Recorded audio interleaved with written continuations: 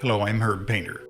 I've been in color photography and color reproduction for a very long time. It's a passion of mine, and I'm sure it's a passion of yours or you wouldn't be watching this video right now. So I have a question for you. I wonder how you'll answer it. Here's your question. What do you consider to be the most critical factor to successful photography? Would you say the camera is the number one factor? Could the image sensor be more critical? Perhaps how many megapixels the camera will capture. Maybe it has to do with the graphics processor in the computer. How it displays and edits color with the latest software you've installed. Perhaps the answer lies in the monitor and how well it's calibrated, or what color space you edit your images in. How about the printing technology you use? Has your printer of choice been properly profiled with each paper, and do you maintain those profiles responsibly? All of these are very important issues, but none of these are as critical as the key factor in all of photography. The factor I'm referring to is more fundamental than any of these issues.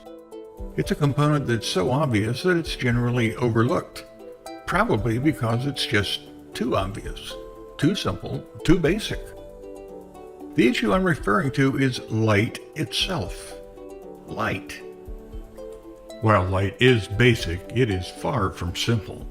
It is, in fact, a very complicated issue. You see, light is divided into two elements, neither of which can exist without the other. These two elements are chrominance and luminance. Chrominance is the color aspect of light, while luminance is the relative brightness of that light. Even chrominance is broken down into two parts: hue, the color of light, and saturation, the intensity of that color. As you can see, light is both the essential and the complex foundation of photography. Light is so fundamental to photography that we rarely think of its technical nature, and usually leave it up to the camera to control or the editing software to correct. We assume that the camera manufacturers and software developers will take care of this basic stuff.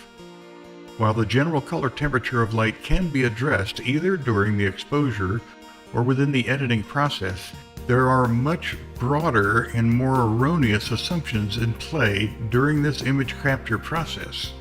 The behavior of light and how light is expressed as colors is the cornerstone of the photographic process. Learning these fundamentals is absolutely critical to good results. These terms are just a sampling of the principles and concepts in color photography and editing that you need to understand. If you don't, you'll find yourself hopelessly overwhelmed with both the camera controls and software tools. Just as aspiring pilots have to learn the principles of flight and weather, firemen get thoroughly trained and educated in the principles of combustion and fire retardation, and med students study human anatomy for years before they're handed a scalpel, photographers must understand the characteristics of light. Every art and photography school embeds this information to their students during the very first semester. Manufacturers have been trying to make cameras capture scenes the way human beings see them for a very long time, but the camera will never automatically capture emotion or replace human judgment. The camera simply sees light and records it objectively, but it does provide you with all the settings necessary to add emotional or dramatic lighting. You, the photographer, must learn to see the scene as objectively as your camera, and then set your camera to capture the emotional lighting that your mind is seeing. Professional photographers understand how light behaves, and they know how to capture this magic. But you don't have to be a professional to get professional results. When you understand the dynamic nature of light, you'll put the camera to work for you, controlling the light of the scene. Then you will start capturing the emotion of the scene. I think you can see that a better understanding of light and color will affect the visual impact of your photography and increase your prowess in image editing. Owning a digital camera and learning all the buttons and controls only produces better results if you understand why and when to use those controls. There are plenty of Photoshop and Lightroom courses and seminars available on the internet, but precious little concise information about the basic science of color and light. And that's a serious oversight.